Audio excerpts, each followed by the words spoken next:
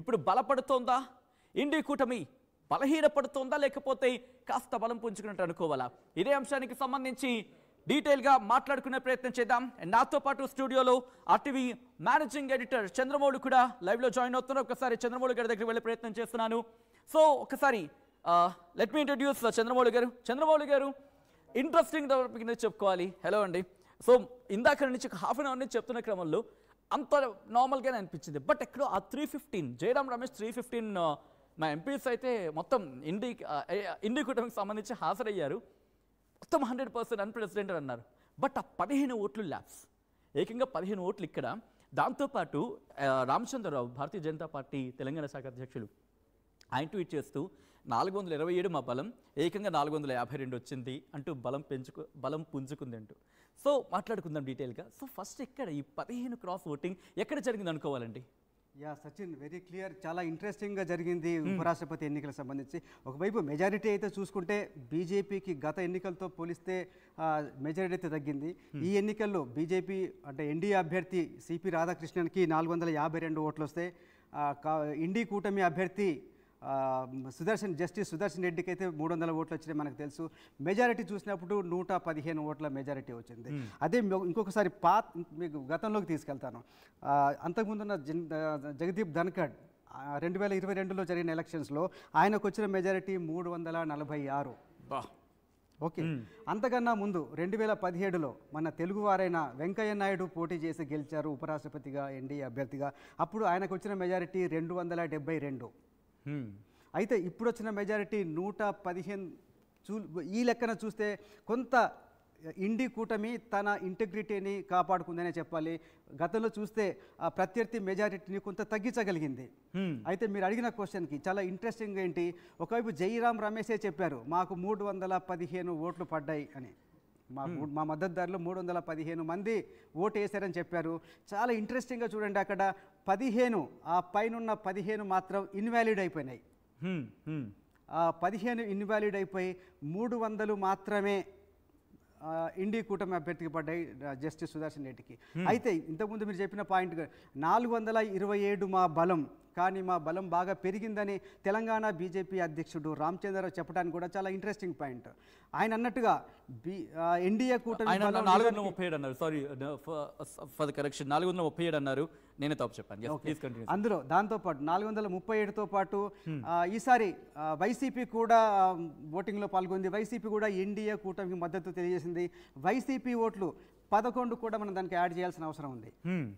Okay okay 448 మొత్తంగా అయితే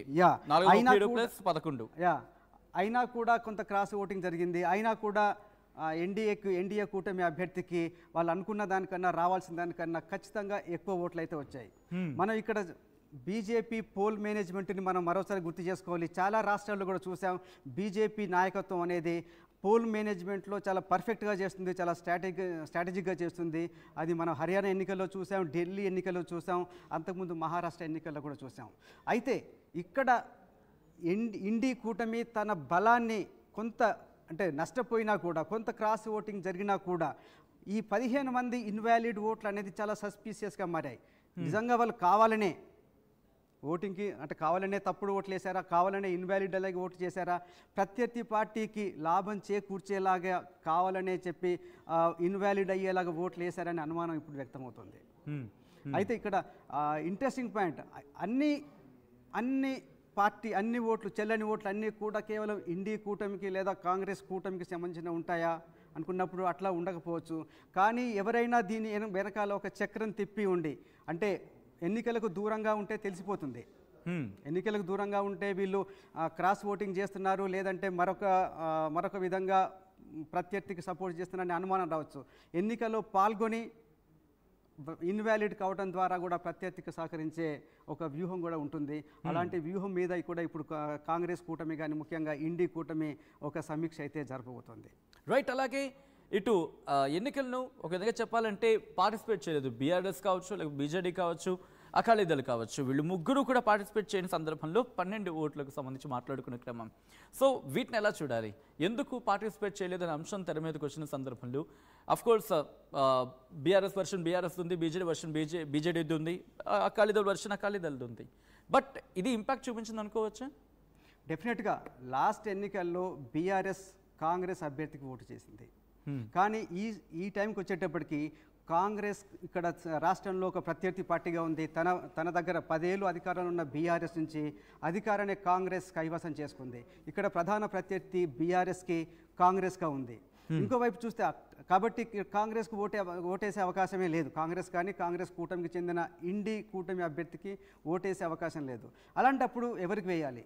next ఉంది ఎన్డీఏ కూటమి అభ్యర్థి. ఎన్డీఏ కూటమి అభ్యర్థికి ఓటు వేయడానికి ప్రధానమైన భయం, అడ్డంకి ఏంటి? తెలంగాణకు సంబంధించి ఇప్పటికే విస్తృతంగా ఒక ప్రచారం చేస్తుంది కాంగ్రెస్ పార్టీ కానీ ఇతర వర్గాలు. బీఆర్ఎస్ని గతంలోనే బీజేపీలో విలీనం చేసే ప్రతిపాదన వచ్చింది అని చాలామంది కాంగ్రెస్ వాళ్ళు చేస్తూ ఉన్నారు. బట్ కాంగ్రెస్ వాళ్ళు అందరూ చేసిన దానికన్నా కూడా ఎక్కువ క్రెడిబిలిటీ కేసీఆర్ కూతురు బీఆర్ఎస్ ఎమ్మెల్సీ, నిజానికి ఎమ్మెల్సీ పదవికి ఈ మధ్యలో రాజీనామా చేశారు. కల్వకుంట్ల కవిత కూడా ఈ మధ్యనే అలాంటి ఆరోపణ చేశారు. బీఆర్ఎస్ని బీజేపీలో విలీనం చేసే ప్రతిపాదన తీసుకొస్తే నేనే ఆపాను, నేనే అడ్డుకున్నానని చెప్పి. ఇలాంటి నేపథ్యంలో ఇప్పుడు బీఆర్ఎస్ కానీ బీజేపీ అభ్యర్థికి లేదా బీజేపీ నాయకత్వంలో ఉన్న ఎన్డీఏ కూటమికి ఓటు వేస్తే తప్పకుండా ఈ అనుమానాలకి ఒక ఆధారం ఇచ్చినట్టుగా అవుతుంది. అనుమానాలు నిజమే అనే ఒక మెసేజ్ ప్రజల్లోకి వెళ్ళే అవకాశం ఉంది. కాబట్టి ఈ విషయంలో చాలా క్లిష్టమైన పరిస్థితి ఎదుర్కొంది బీఆర్ఎస్.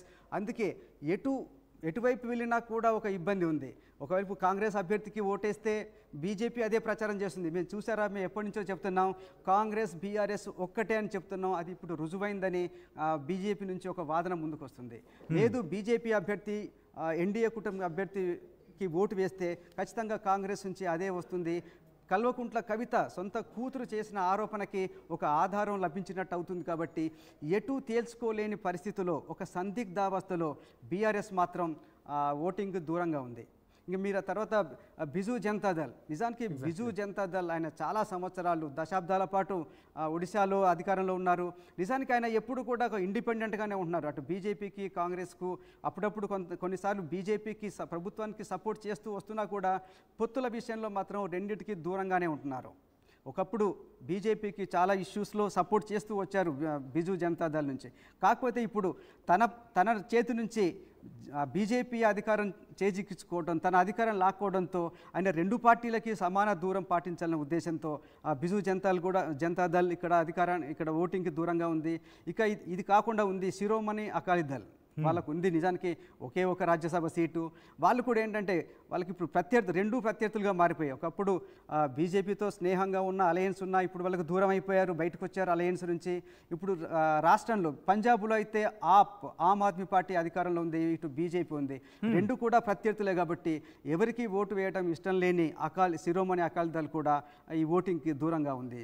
సచిన్ రైట్. అంటే ఈ 15 మంది క్రాస్ ఓటింగ్ గురించి మాట్లాడుకున్న సందర్భంలో మౌళి గారు 15 మంది జంప్ అయినట్టు అనుకోవచ్చా, లేకపోతే ఆ క్రాస్ ఓటింగ్కి సంబంధించి, ఎందుకంటే సాధారణంగా చూస్తూ ఉంటాం ఎవరు వేశారో తెలీదు, బట్ పార్టీలోనే అంటే ఇండి కూటమిలోనే ఉంటూ సపోర్ట్గా భారతీయ జనతా పార్టీ కొంచెం వ్యూహాత్మకంగా ఉంచే పరిణామక్రమం కింద అనుకోవాలా, లేకపోతే ఏ క్షణాన్ని వీళ్ళు జంప్ కొట్టచ్చా, లేకపోతే భారతీయ జనతా పార్టీ వెంటనే తీసుకునే అవకాశం ఉందా? మొత్తం 3 ప్రాబిలిటీస్ ఇక్కడ కనిపిస్తున్నాయి. ఏం జరిగే అవకాశం కనిపిస్తుంది? రైట్. అంతకన్నా ముందు ఇటు సిపి రాధాకృష్ణన్ మాట్లాడుతున్నారు, లైవ్ చూద్దాం. The election is taking place.